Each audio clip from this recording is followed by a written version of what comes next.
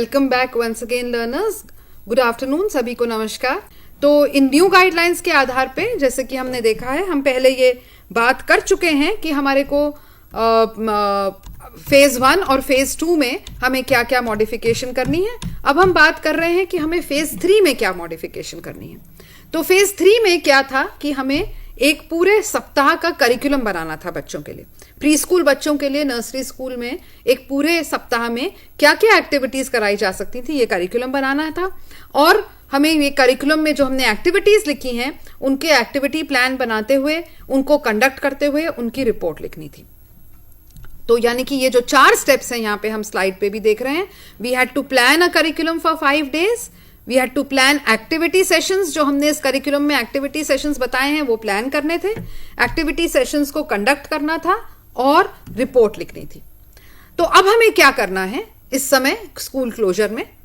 तो जो curriculum planning है 5 दिन की जो करनी है, वो तो ठीक उसी प्रकार से करनी है जैसे कि प्रोजेक्ट मैनुअल में बताई गई है। तो अगर हम पेज नंबर 82 देखेंगे और 80 देखेंगे, वंस अगेन पेज नंबर हमने आपको बता दिए हैं इंग्लिश और हिंदी मैनुअल के। इन 2 पेज नंबर्स को रेफर करते हुए आप अपना जो 5 दिन का करिकुलम है वो बनाएंगे, ठीक वैसे ही जैसे कि आप बनाते अगर मान लो स्कूल खुले होते, क्योंकि प्लानिंग से कोई फर्क नहीं पड़ता है स्कूल खुले हों या बंद। उसके बाद आपकी जो इस करिकुलम में आपने जितने एक्टिविटी सेशंस बनाए हैं उनकी भी प्लानिंग लिखनी है और उनकी रिपोर्ट लिखनी है, ठीक वैसे ही जैसे कि आपने अभी फेज 2 के लिए समझा है।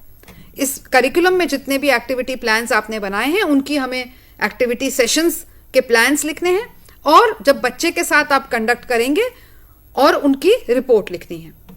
तो मॉडिफिकेशन कहाँ है? कंडक्ट ऑफ एक्टिविटी सेशन में है, ठीक वैसे ही जैसे हमने आपको फेज 2 के लिए बताया है। या तो घर में कोई बच्चा हो या आपके परिवार के आसपास नेबरहुड में कोई बच्चा हो, और नहीं हो तो मॉक सेशंस आपने करने हैं। तो करिकुलम जो आप पहले जो बनाएंगे पहले हफ्ते में, इसमें कम से कम 3 और ज्यादा से ज्यादा 4 प्ले एक्टिविटीज होनी चाहिए, क्योंकि अक्सर जो बच्चों का प्री स्कूल सेंटर होता है 4 घंटे के लिए, 3, साढ़े 3, 4 घंटे के लिए चलता है। उसमें से लगभग 1-1.5 घंटा हम निकाल देते हैं फॉर जिनको हम कहते हैं रूटीन एक्टिविटीज। सुबह का आना, प्रेयर, एक्सरसाइज, अटेंडेंस, ब्रेक, जाने के समय departure, toilet time, eating time. तो उसके बाद जो समय बचता है तो हम लगभग 3 प्ले एक्टिविटीज या 4 प्ले एक्टिविटीज कर पाते हैं। यानी कि पूरे 5 दिन में हमारे पास, अगर हम हर रोज 3 प्ले एक्टिविटीज करेंगे तो 5 दिन में हमारे पास 15 एक्टिविटीज हो जाएंगी, और अगर हम 4 प्ले एक्टिविटीज करेंगे तो 5 दिन में 20 एक्टिविटीज हमारे पास हो जाएंगी। तो यानी कि ये जो आपका फेज 3 का जो आपका करिकुलम है, इसमें मिनिमम 3 और maximum of 4 activities every day होना चाहिए। यानी टोटल प्ले एक्टिविटीज जो आपने ये करिकुलम बनाया है ये 15 से 20 हमारी होनी चाहिए। और जैसे कि मैं बोल रही हूं, प्रेयर, टॉयलेट, ब्रेक टाइम, इसको एक्टिविटी टाइम नहीं माना जाएगा। Play activity means proper play activities. Step 2 में ये जो आपकी पूरी 15 से 20 एक्टिविटीज हैं, इनका आपको एक्टिविटी प्लान बनाना है, ठीक उसी तरह जैसे कि हमने आपको अभी फेज 2 के लिए डिस्क्राइब किया है। Once again planning has to be done, planning and writing of activity plan has to be done. मानो कि आप ग्रुप ऑफ चिल्ड्रन को प्री स्कूल में ही पढ़ा रहे होते, उसी प्रकार से प्लानिंग करनी है। आपको टीचिंग लर्निंग मटेरियल बनाना है, ठीक उसी तरह से हर एक्टिविटी के लिए, और वही हर एक्टिविटी प्लान और जो टीचिंग लर्निंग मटेरियल है वो गाइड को दिखाना है। तो आप एक दिन के, जब आप इस चरण पे पहुंचे तो आप पहले दिन के सारे एक्टिविटी प्लान्स गाइड से चेक करा लें, उसका TLM टीचिंग लर्निंग मटेरियल दिखा दें। फिर दूसरे दिन के एक्टिविटी प्लान्स बना के चेक करा लें और उसका TLM दिखा दें। इस प्रकार से हम उसे बांट बांट के काम करें। तीसरे स्टेप में हमें कंडक्ट करनी है एक्टिविटी, वही जैसे आपने फेज 2 में किया, या तो नेबरहुड में कोई बच्चा होगा। फर्क अब यह है कि फेज 2 में आप या तो बच्चे के साथ 1 या ज्यादा से ज्यादा 2 एक्टिविटी कर रहे थे। अब क्योंकि ये तीसरा चरण है, थर्ड फेज, जहां पे आप एक्चुअली ये ट्रेनिंग कर रहे हैं कि मेरे पास अगर बच्चे पूरे दिन के लिए होते तो मैं क्या करती। नर्सरी स्कूल में होते तो आप पूरे दिन बच्चों को संभालते। अब नर्सरी स्कूल नहीं है, आपके पास केवल 1 बच्चा है, परंतु हम प्रैक्टिस वही करेंगे। तो इस 1 बच्चे के साथ हम ये 4 एक्टिविटीज लगातार हमें करनी है। लगातार मतलब ये नहीं एक शुरू हुई दूसरी खत्म हुई। ठीक जैसे प्री स्कूल में होते आप, तो कुछ बच्चे को आप ब्रेक देते, कोई वॉशरूम जाता, कोई हाथ धोने जाता, या कोई बच्चा थोड़ा थक गया तो आप उसको थोड़ा ब्रेक देते, ठीक उसी तरीके से ब्रेक देते हुए इस बच्चे के साथ आप अपनी उस दिन की 4 एक्टिविटीज एक के बाद एक करेंगे। और ठीक उसी तरह आपके मॉक सेशन होंगे अगर आपके पास कोई बच्चा नहीं है आसपास।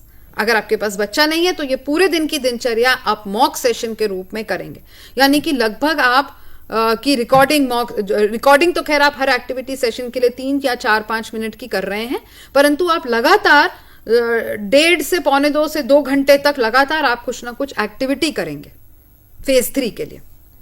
और ये सब एक्टिविटीज जो है वंस अगेन आपको अपने गाइड को दिखानी है जो आप रिकॉर्ड कर रहे हैं, और इसकी आपको जो रिपोर्ट है, अगर आप बच्चे के साथ कर रहे हैं तो आपको जो रिपोर्ट है वो रिपोर्ट भी आपकी ठीक उसी प्रकार से लिखनी है जैसे हमने फेज 2 में कहा है, वही सारे पॉइंट्स को लेते हुए कि जब आपने एक्टिविटी करी उसमें क्या आपका मटेरियल ठीक था, कम था, ज्यादा था, उचित नहीं था, जो भी आपको लिखना है जिन पॉइंट्स के आधार पे, वो सब आपके रिपोर्ट में आना चाहिए। अगर अब आपने मॉक सेशन किए फेज 2 में भी और फेज 3 में भी, तो आपके पास कोई रिपोर्ट तो है नहीं, तो रिपोर्ट के ना होने के कारण आपको एक दूसरा काम करना है। वो क्या है कि आपको कहीं से भी, चाहे YouTube पे लें या किसी और भी ई डिजिटल रिसोर्स से ले सकते हैं, आपको 5 अलग अलग एक्टिविटी सेशंस के वीडियोस ढूंढने हैं। और ये क्या वीडियोस हों, जहां पे एक प्री प्राइमरी टीचर या अर्ली चाइल्डहुड वर्कर बच्चों के साथ 5 अलग अलग लर्निंग एक्टिविटीज कर रहा है या कर रही है। आपको ये वीडियोस ऐसे ढूंढने हैं और इन वीडियोस को देखते हुए एनालिटिकल रिपोर्ट लिखनी है हर सेशन की, कम से कम 800 शब्दों में। तो आप उसमें डिस्क्राइब करेंगे कि क्या एक्टिविटी हो रही थी, आपके हिसाब से उस एक्टिविटी का गोल क्या था, उस सत्र में कितने बच्चे थे, बच्चों का क्या रिस्पॉन्स रहा, एक्टिविटी जो थी वो बच्चों के लिए अप्रोप्रिएट है या नहीं, और इसे इंप्रूव कैसे करना है। तो ये जो 5 आपके वीडियोस हैं, इनका आपको अपने रिपोर्ट के साथ इनका URL यानी कि लिंक इनको आपको हमें देना होगा, क्योंकि जब आपने तो रिपोर्ट लिख ली पर आपकी गाइड कैसे रिपोर्ट चेक करेंगी, उनको भी आपके ये YouTube के वीडियो तो देखने पड़ेंगे तभी वो चेक कर पाएंगे। तो वो ताकि चेक कर पाएं, आपको इसके लिए URL का लिंक देना है, और जब आपकी फाइल इग्नू में आए तो इग्नू इवैल्यूएटर भी आपका ये चेक कर पाए, इसलिए आपको ये URL का लिंक वहां पे देना बहुत जरूरी है। अगर आप URL का लिंक नहीं देंगे तो आप ये समझ लें कि आप जो भी रिपोर्ट देंगे वो इवैल्यूएट तो हो नहीं पाएगी, और जो आपके इसके 200 नंबर हैं वो आपके वेस्ट हो जाएंगे। साथ ही में ये ध्यान देना है कि ये जो 5 वीडियोस आप चुनेंगे ये उन वीडियो से अलग हो जो हमने आपको बताए हैं फेज 1 के लिए। जैसे कि अभी हमने थोड़ी देर पहले आपको फेज 1 में 4 वीडियोस के URL बताए थे, ये वो वीडियोस ना हो, इनको छोड़ के दूसरे अन्य वीडियोस हो, इस बात का आपको यहां पे ध्यान रखना है। तो ये काम है आपका मॉडिफिकेशन ऑफ फेज 3, जो कुछ कुछ तो पहले जैसा है और कुछ कुछ बदला हुआ है। अब इसके साथ एक आपको जो बहुत इंपॉर्टेंट बात याद रखनी है वो है, आपकी प्रोजेक्ट मैनुअल में कुछ अनेक्शर्स हैं 1A 1B। 1A 1B में अनेक्शर से आप ये बताते हैं कि हमने इस नर्सरी स्कूल में ये काम किया, वहां पे आपकी गाइड आपका हस्ताक्षर करती है। 1B में आप बताते हैं कि आपने कितने समय के लिए काम किया। 3A में जो आपकी टीचर है, गाइड हैं, वो आपके नंबर डालती हैं प्रोजेक्ट मैनुअल में जो 3A लिखा हुआ है। अब इस समय जो ये हमारे अनेक्शर्स हैं 1A 1B और 3A, ये हमने रिवाइज कर दी हैं, क्योंकि इस लॉकडाउन या स्कूल क्लोजर में आप जो काम कर रहे हैं उसके हिसाब से हमने ये अनेक्शर बदले हैं। तो अब आपको जो आपकी प्रोजेक्ट मैनुअल में 1A 1B और 3A अनेक्शर लगे हैं वो नहीं यूज करने हैं। जो ये न्यू गाइडलाइंस का डॉक्यूमेंट जिसका मैंने आपको अभी लिंक दिखाया था, उसी में हमने अनेक्शर 1A 1B 3A डाल दिए हैं। आपको वो अनेक्शर भर के अपनी फाइल में लगाने हैं, और इन अनेक्शर्स को लगाना कंपलसरी है। अगर इन अनेक्शर के बिना फाइल सबमिट होती है तो इग्नू में एक्सेप्ट नहीं की जाएगी और आपको वापस पहुंच जाएगी। इसके साथ एक नया अनेक्शर है, अनेक्शर 7, जो फिलहाल आपकी प्रोजेक्ट मैनुअल में नहीं है। तो वो अनेक्शर 7 जो है वो educational qualification of the guide है। आपकी जो गाइड है, हमने अभी आपको बताया कि गाइड की क्या क्या क्वालिफिकेशन हो सकती हैं, वो रिटायर्ड हो सकती हैं, इन सर्विस हो सकती हैं, उन्होंने अगर कोई ट्रेनिंग प्रोग्राम किया है या उन्होंने बच्चों के साथ काम किया है। यह अनेक्शर है, अनेक्शर 7, जो आपकी प्रोजेक्ट मैनुअल में नहीं है पर हमने ऐड किया है न्यू गाइडलाइंस में। तो वो अनेक्शर भी आपको भर के, आपकी गाइड भरेंगी उसको, और उसको आपको अपनी प्रोजेक्ट फाइल के साथ लगाना है। अनेक्शर 1A का नमूना मैं यहाँ पे दिया है, थोड़ा छोटा हो और अगर आपको ना दिखे तो घबराने की बात नहीं। ये पूरा अनेक्शर आपके न्यू गाइडलाइंस में है जहां से आपको लेना है। मेन बात ध्यान रखें कि it is self certification by you of original and duly completed project work. इन दोनों बातों पे बहुत ध्यान दें। अगर आप ये अनेक्शर 1A भरते हैं, अपना यहां नाम लिखेंगे, अपना एनरोलमेंट लिखेंगे, और अभी हम पढ़ते हैं कि आप क्या क्या सर्टिफाई कर रहे हैं कि हाँ यह मैं प्रमाण देता हूं, और यह प्रमाण आप दे रहे हैं या देती हूं कि मेरा कार्य ओरिजिनल है।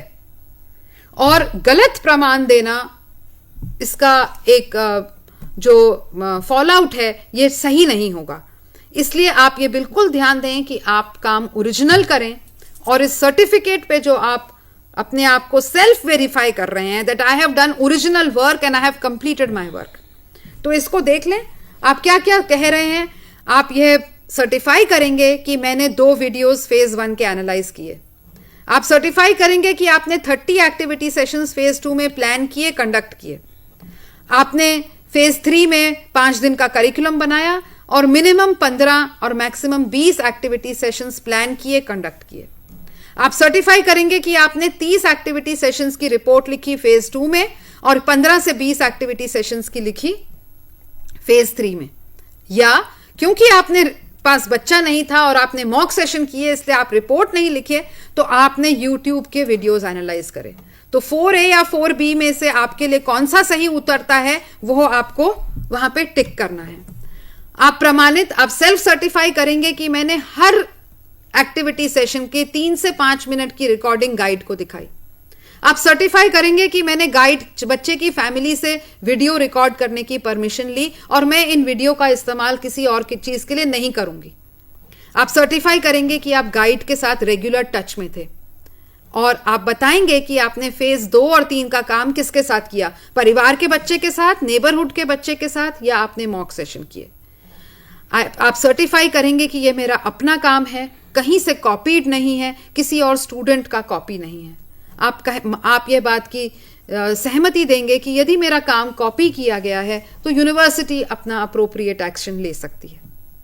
तो यह बात आपको प्रमाणित करनी है। सुनने में सब कुछ थोड़ा ऐसे लगता है कि क्या क्या क्या मुझे प्रमाणित करना है, पर बहुत सिंपल बात है।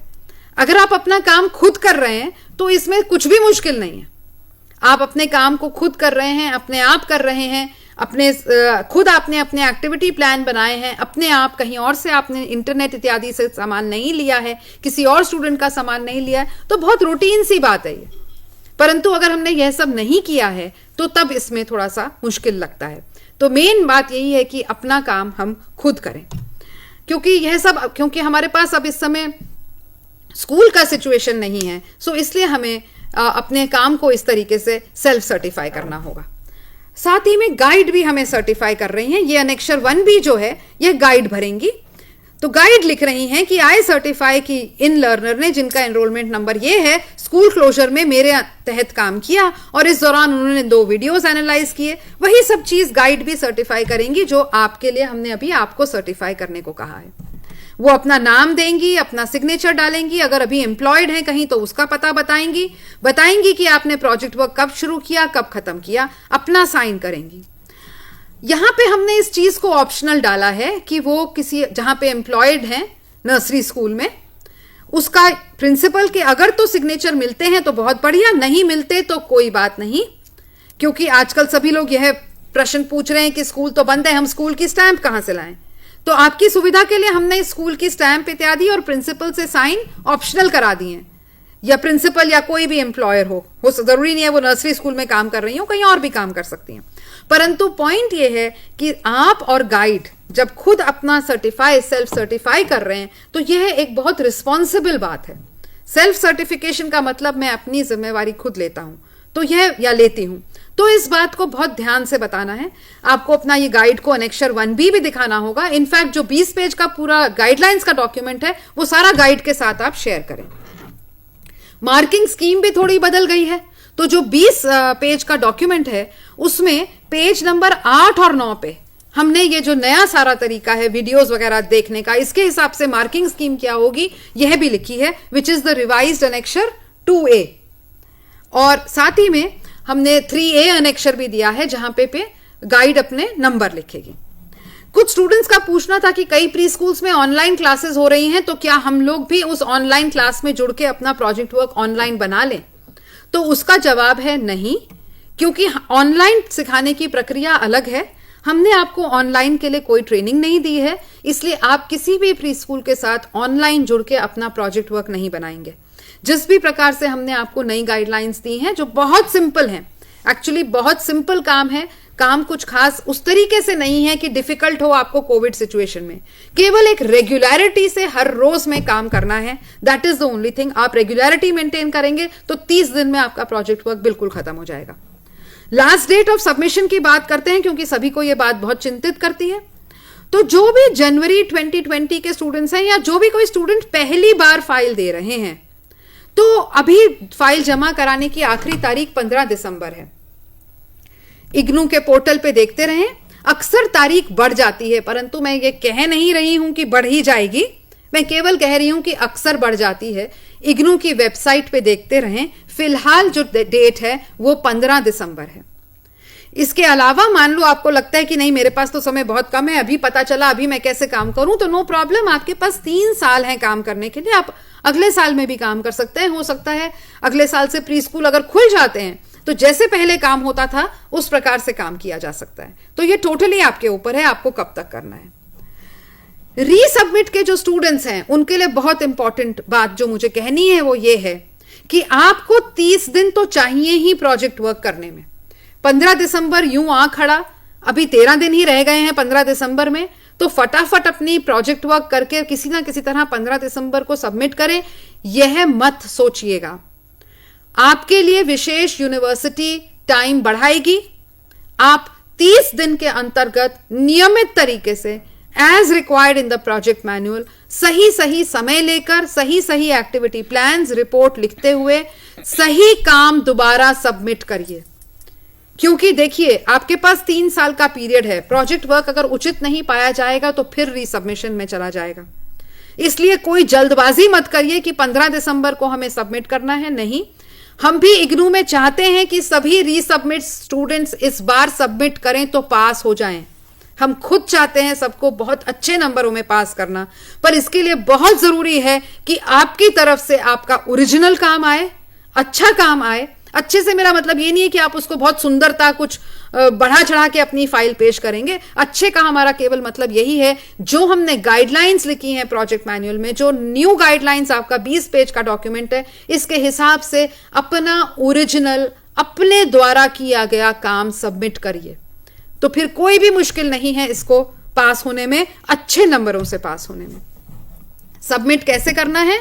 हार्ड कॉपी या सॉफ्ट कॉपी दोनों तरीके से कर सकते हैं। हार्ड कॉपी का एड्रेस है, परंतु हम प्रेफर करते हैं सॉफ्ट कॉपी, क्योंकि सॉफ्ट कॉपी में हमारे लिए इवैल्यूएशन बहुत जल्दी हो जाता है, आपका रिजल्ट डिक्लेरेशन बहुत जल्दी हो जाता है। आप हार्ड कॉपी देते हैं, हमें वो हार्ड कॉपी एग्जामिनर को पहुंचानी पड़ती है जिसमें बड़ा समय लगता है। सॉफ्ट कॉपी देते हैं तो क्लिक ऑफ अ बटन पे सॉफ्ट कॉपी देश के किसी भी कोने में किसी भी एग्जामिनर को चली जाती है। तो हमारा प्रेफरेंस है सॉफ्ट कॉपी का। इग्नू पोर्टल पे लिंक खुला हुआ है।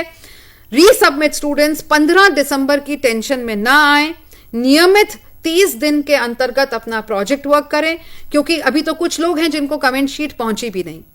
तो कोई बात नहीं है, आपको समय मिलेगा, आप उस धैर्यतापूर्वक अच्छा काम सबमिट करें। और ये मेरी बिल्कुल लास्ट स्लाइड है जिसपे कि हम आपको ये बिल्कुल आपको क्लियरली कह दे रहे हैं।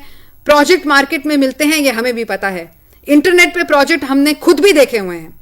इग्नू कुछ कर नहीं सकता, उनको उतार नहीं सकता, परंतु जब आप अपना कॉपी किया हुआ प्रोजेक्ट देते हैं तो हम तुरंत पता कर लेते हैं। इसलिए अपना काम अपने घर बैठ के केवल अपने गाइड के सहयोग से, अपने दोस्त के सहयोग से भी मत करिए। आपको अगर डिस्कस करना है वर्बली डिस्कस कर लीजिए, उसके बाद वो अलग और आप अलग, अपना अलग अलग बैठ के काम करिए, अपनी प्रोजेक्ट फाइल अपने आप अपने घर में बैठ के बनाइए, तो कुछ रीजन नहीं है कि आपकी फाइल दोबारा रीसबमिशन में जाएगी। कि असाइनमेंट्स जो हैं यह आपके इग्नू के जो वेबसाइट है, असाइनमेंट्स आपको वहां पे दिखते हैं। हमारे असाइनमेंट्स में 3 भाग हैं, section A, section B, section C. Section A theoretical assignment है, उसका कोविड के लॉकडाउन या नॉन लॉकडाउन से कोई फर्क नहीं। बी और सी में प्रैक्टिकल एक्सरसाइजेस हैं। तो जैसे कि यहां पे स्लाइड में आप देख रहे हैं, मॉडिफिकेशन हमने बी और सी में करी है। कुछ प्रैक्टिकल एक्सरसाइजेस में आपको बच्चों के साथ जाके बाहर काम करना था, वो अब संभव नहीं हो पाएगा। तो ये जो मॉडिफिकेशन है सेक्शन बी और सी में असाइनमेंट्स की, ये न्यू गाइडलाइंस हैं प्रोजेक्ट वर्क की, इसके आखिरी 2 पेज पे, पेज नंबर 19 और 20 पे हैं।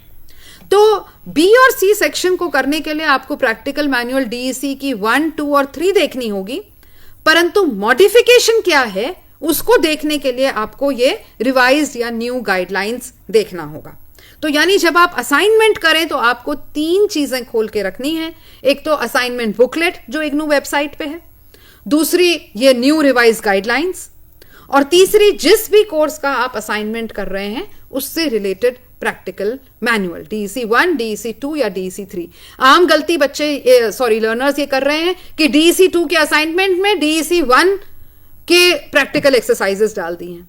अब बहुत अफसोस लगता है ऐसे असाइनमेंट्स चेक करने के लिए, क्योंकि कुछ नहीं कर सकते, उस सारे सेक्शन के लिए 0 देना पड़ जाता है।